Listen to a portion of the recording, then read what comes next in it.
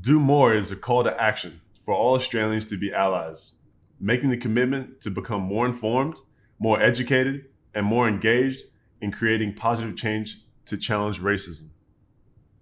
This conversation series seeks to make change through storytelling. We acknowledge the traditional custodians of country throughout Australia and their connections to land, sea, and community, and what we learn through storytelling culture of the longest continuous civilization on the planet. We pay our respect to elders, past and present.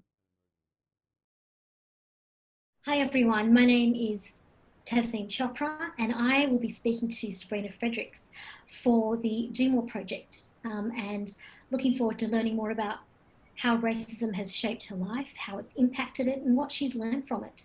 Sabrina, welcome. Welcome to the project. So good of you to make time to speak to us about your experiences. No, I'm glad that I'm here, and it's such an important part of my life. So yeah, I'm really glad that I actually can do this. It's terrific. Now, you are, renowned nationally as a Richmond footballer for the AFLW. So your background has obviously been peppered in obviously sport and athleticism, and you grew up in WA. Is that right? Yeah, that's correct. Now that you're a very prominent sports star and you've come into the public fore, what's your experience been like in the public spotlight as both, through intersectionality of being a Black and a queer woman, and how has that sort of shaped your identity? Yeah, I mean, I've always been a confident person, I think, and growing up, I've always known that I was different to other people, and knew that it was something that I had to take in my stride and sort of pave the way. So when I got to a platform that I'm in now, where I'm known nationally, I felt like I had a responsibility to be myself and to be proud and really make sure that people know that I am proud, especially because I didn't really have someone to look up to growing up that was really proud to be who they were, and a woman who's Black and a queer woman at that. So for me, I took on a lot of responsibility once I got to a point where a lot of eyes were on me, which is another part to having the responsibility of playing at a high level as well. But I think that people look at sports people with different lenses, and I think there was a real opportunity to show who I am and represent so many different things.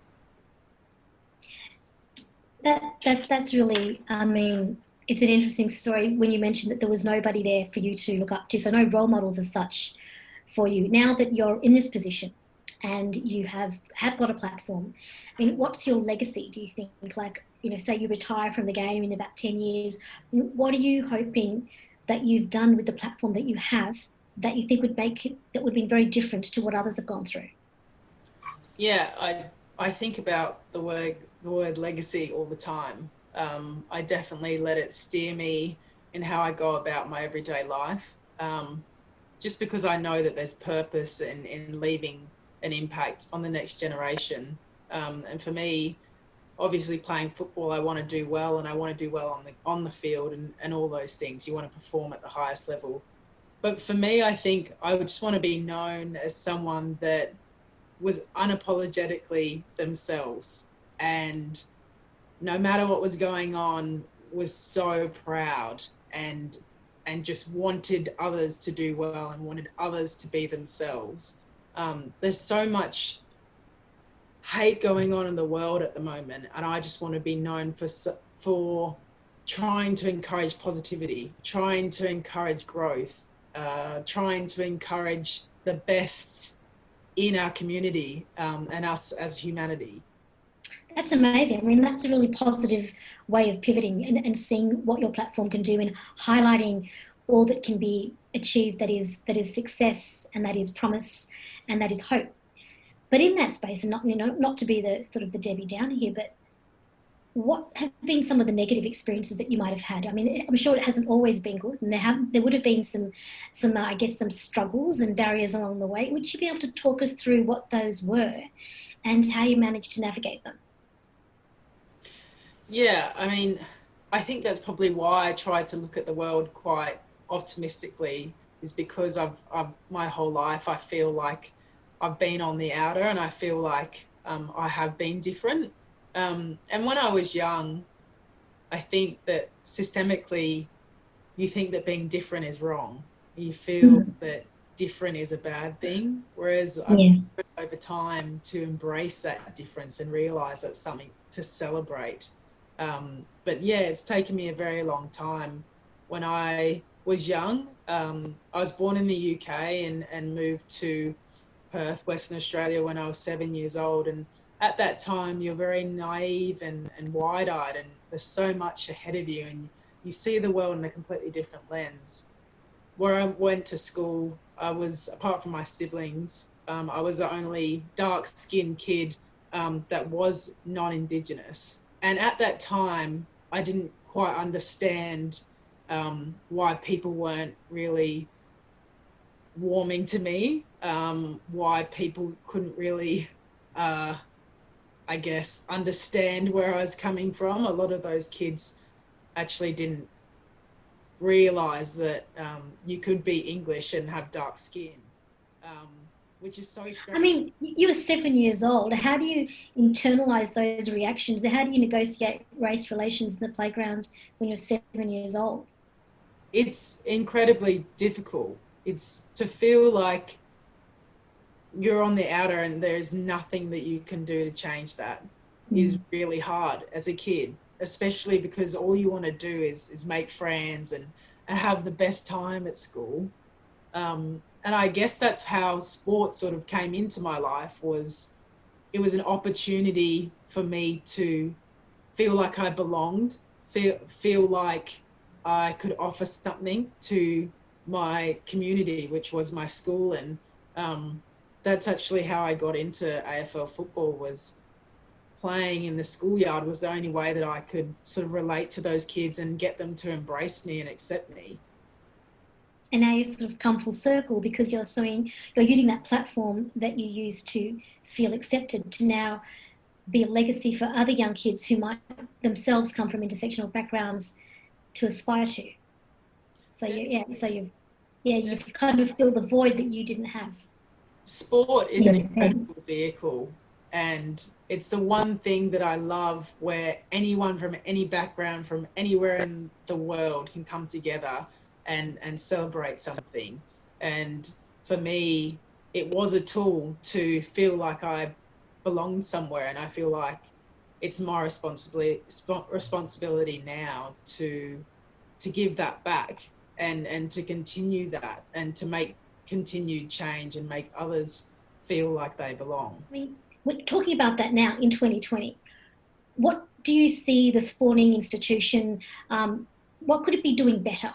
I mean, if you could give us some advice and you had the power to maybe wave a magic wand and throw funding somewhere magical, where would it be in order, do you think, to make them more aware of inclusion, whether it's addressing racism or whether it's addressing sexism? Where do you see them having that impact?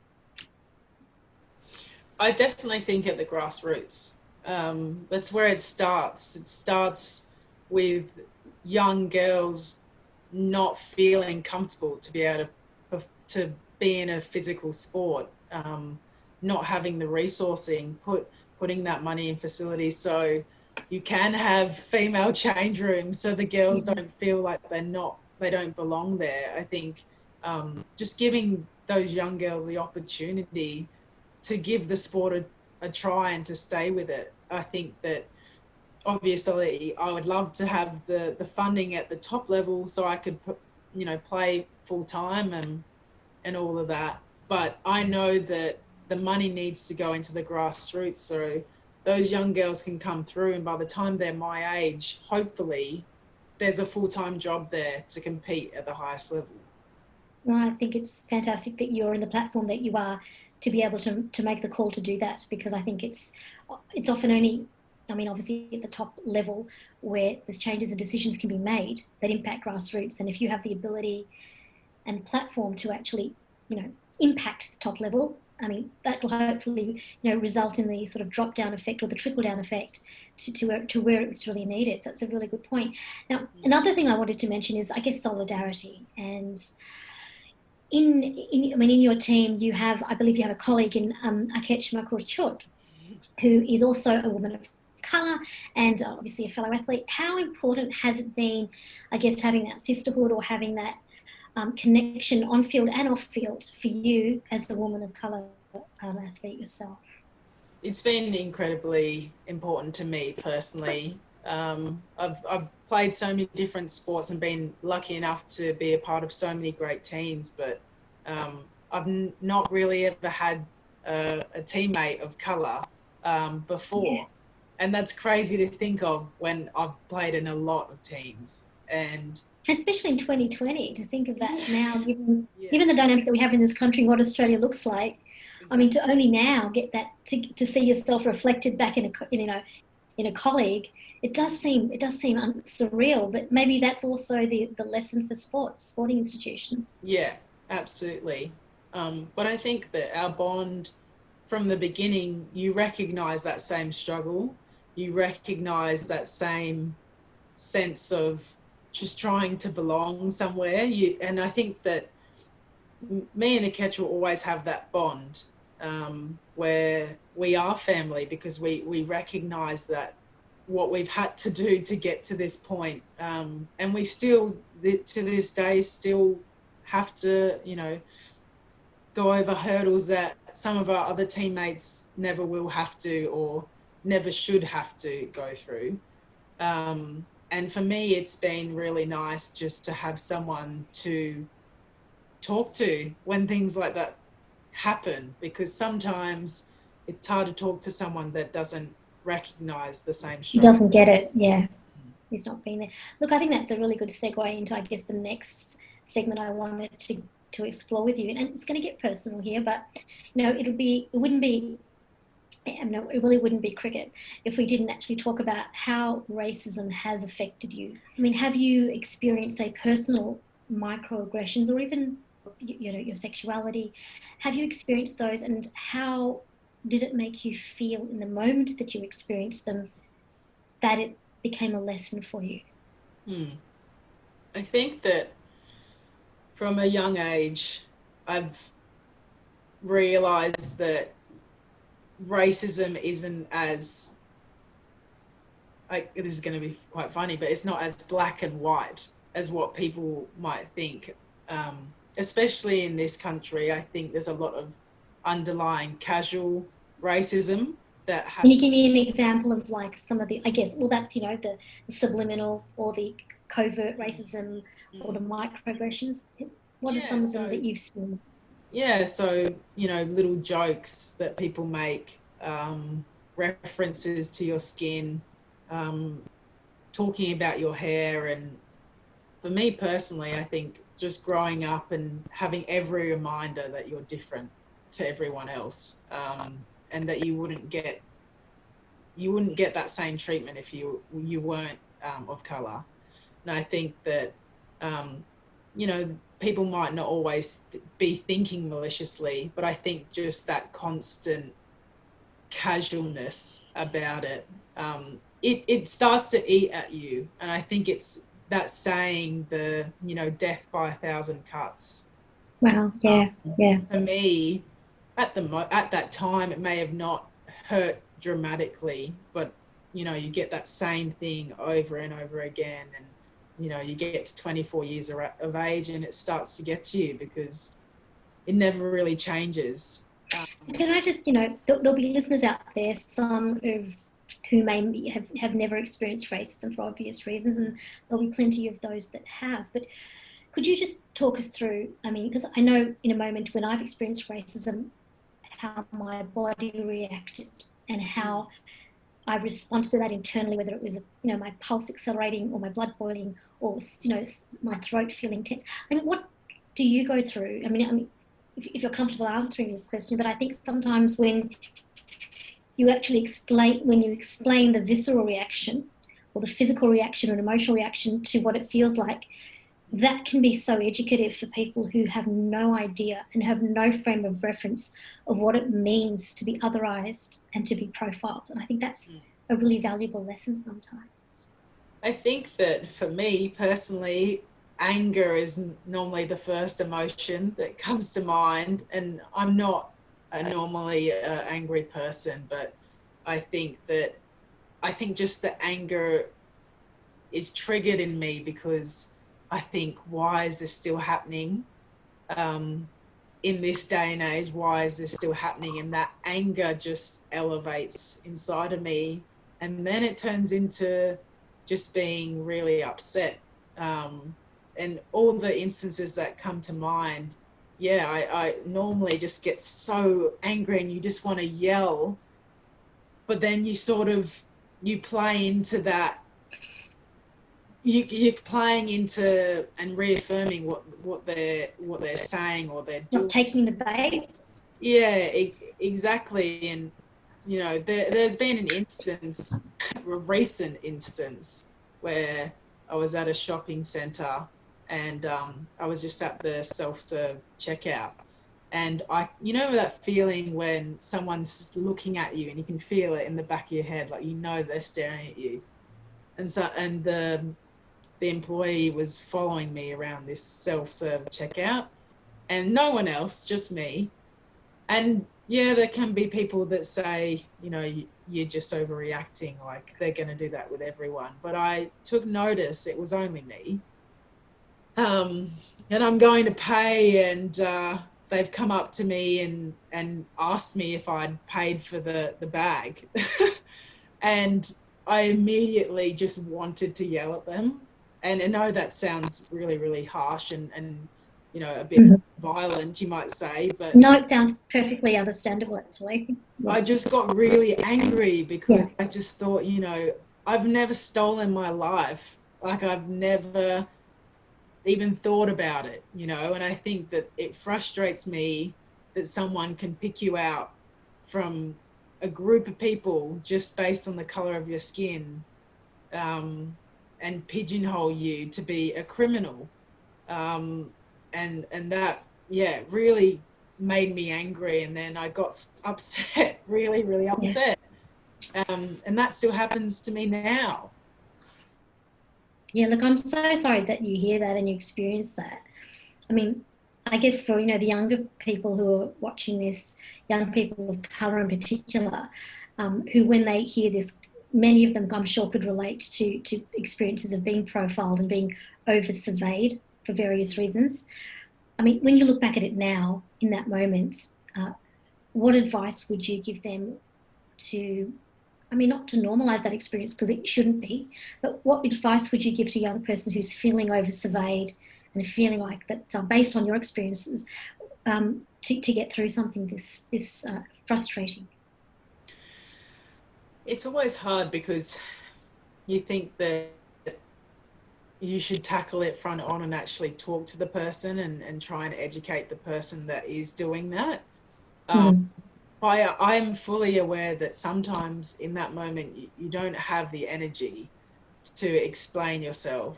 But the one thing I will say is, even though I was really angry, you cannot retaliate, because all it will do is reaffirm their idea of you, and you don't want that. You want to address the situation as calmly as possible, and hopefully you can change their mind.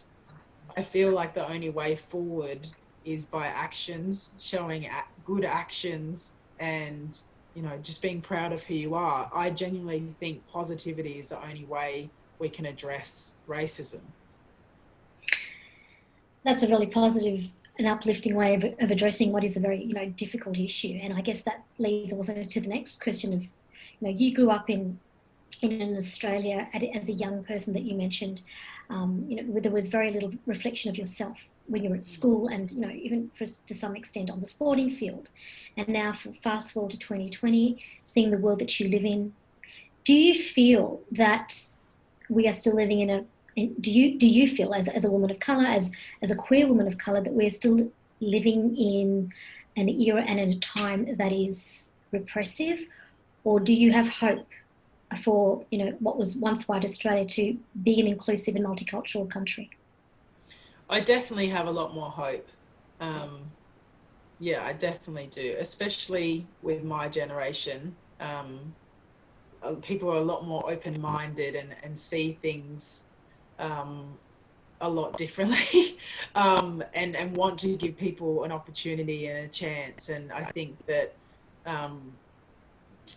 the only way forward is seeing people as equal, and sort of by judging them based on their individual actions. And I think that now is the time that we should be making these changes, because people are listening. And I guess that's the whole point of this conversation, is now is the time to do more, when there's a lot of people who are ready to listen, a lot of people who are older that are actually recognizing, okay, it is time to make a change. And for me, I definitely have a lot of hope. There's obviously a lot of work that needs to be put in, but if we don't have hope, what do we have? No, beautifully said. And you're right. This is the time to do more. Sporting itself has been an incredible platform for yourself. I mean, you've said it's been an equaliser in bringing people of colour to the fore, seeing them for their merit, their capacity, but also promoting difference in such a positive way. In other platforms like media and leadership or government, for example, how have you seen diversity reflected in those spheres? Has there been positive or negative examples that you feel really, really sort of struck a chord with you? Yeah, I think that one thing that comes to mind is just lack of representation at the moment. And I think that's probably another reason to why I am the way I am, and why I try my best to be as open as possible. Especially in the media, it's not as diverse as you would like, and it definitely doesn't reflect what Australia is. There are so many different people here now, but we don't see those things on our TVs, in our magazines. And we're definitely getting better. I'm definitely seeing more and more, but it's not enough, and it doesn't reflect our community. I personally, I watch a lot of TV in my downtime, and for me, I would love to see more people of colour, and people that are more like myself, because that's what I was like and hoping as a young kid, to see someone that I go, they're doing that, I want to be able to do that. When you don't have representation, especially in politics, where they're making a lot of the decisions of this country, you feel like there isn't as much faith, because you feel like people are making decisions that don't know what you're going through. And I think that we're getting there. There's definitely more and more, but it's still a way to go. There's a long way to go. And I mean, you've come a long way too, from a kid growing up in, is it Pinjarra in WA, to, obviously you're in Melbourne now.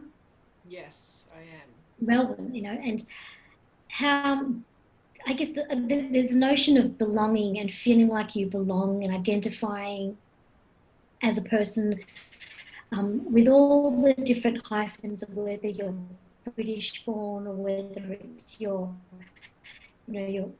multicultural past, or is it your passport that here today you feel at home or recognised or safe? How important is that to you? Have you achieved it? And if you haven't, what would it take for that to happen? That's a very tough question. I definitely feel safe, and I do, when I'm in my element and I'm in my circles of people, I definitely feel like I belong.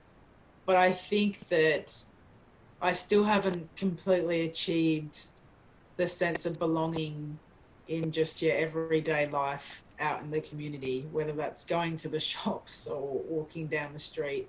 I think that there's still a sense of feeling on edge or feeling like people are staring, or, you know, feeling like you're the one that's standing out, and being different.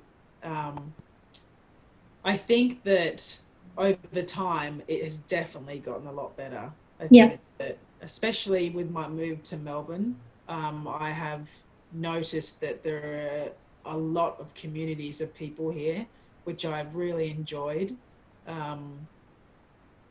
But yeah, I still haven't reached that full sense of belonging. I think that the day that I can walk down the street or go to a public place and feel like I can just live and not have people staring or sort of questioning my every action, I think that that moment I will feel complete and feel like I fully belong here. I hope you get that. I mean, you deserve that, and I know your supporters and followers would want that for you as well, and for themselves. I mean, it seems to be such a humble and simple aspiration, yet for so many it's elusive. And when you're not being a role model on the field and an activist off the field, who are people, or what are, I guess, are the podcasts or programs regarding race relations that you would listen to or look up to that might influence the way that you think and the way that you engage on this issue? Yeah, I think for me, it's always been sport. Sport for me has always been a major vehicle in terms of racism, and I aspire to be like your Serena Williams of the world, and how that she's approached her career and how she's changed and done a lot for her community. I think that me personally, I always see how those athletes of color or queer athletes approach a situation and what they're into and what they're listening to or what they're speaking about, because for some reason I find there's a sense of me in those people, and I relate to them a lot. Yeah, that's amazing. Yeah, I think that as a kid, I've always idolized sports people, and I'm not 100% sure what that is, but I know there's real power in those people. And I think that there will be people listening to this that will feel the exact same way as I feel when I listen to something that Serena Williams is saying about racism. Well, it's like, I guess, the inspiration on passing on inspiration. So it's another trickle down effect, and that's incredible. Just before we wind up, just a couple more questions. I wanted to ask you just to imagine for a moment that racism didn't exist in Australia. If there was none there at all, what would that look like to you? What would it mean in terms of what people could achieve, what you might aspire to, and how different, I need to use a sporting analogy, what would a level playing field look like? I think it would enhance this country. I think that there are so many great minds out there, so many great people, loving people, caring people that have been shut out or pigeonholed because of where they come from or what they look like.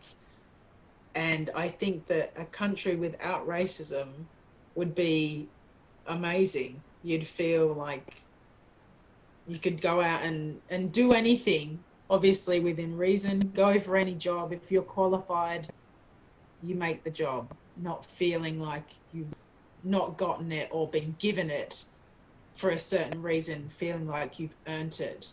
I think that there would be a lot more care and love in the world if people felt like they're on the same level as everyone else. And yeah, I would love to see that. I would love to see this country be enhanced with brilliant minds and a lot of love.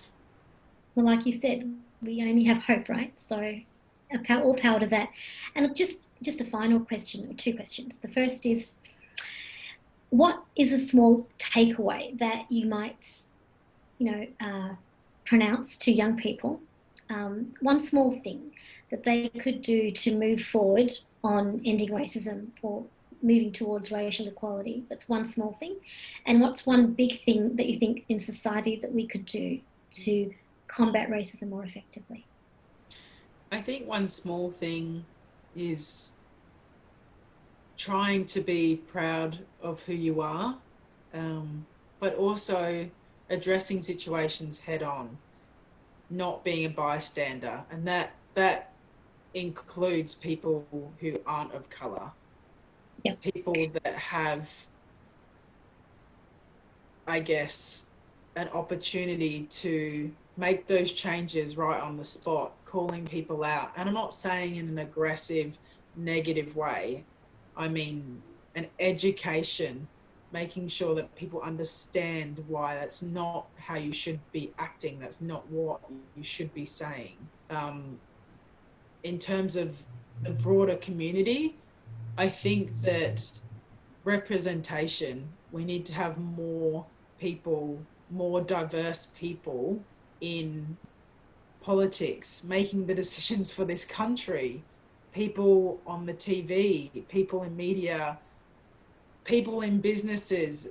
Overall, there needs to be more diversity, and there needs to be a real proactive push in that space. And I'm not saying it needs to be a tokenistic thing. I'm saying there are people out there that can do those jobs. Yep. You just have to be a bit more proactive and willing to make a change. Yes. Yes. Could not agree with you more. Sabrina, what can I say? It's an absolute thrill to interview an elite sportswoman, and it's clear you must be amazing on the field because you managed to negotiate every curveball I've thrown at you and smash it. Yeah, I mean, I'm just so blown away by your responses, what you bring from your experience, how you translate that to both on the field and off the field. The advice that you've given is just so grounded in logic and vision, and you've accomplished so much, and I still can't get over how accomplished you are at your tender age. And also, by the way, congratulations, tying the knot very, very soon. So, Yes, I mean, it's been a big year for you, and yeah, thank you for your time. Thank you for sharing everything that you have, and good luck with it all. Thank you so much. I really appreciate this conversation, and yeah, I feel like this is what I needed. So it's uplifted me. I feel good. Find ways you can do more at domoreproject.com.au.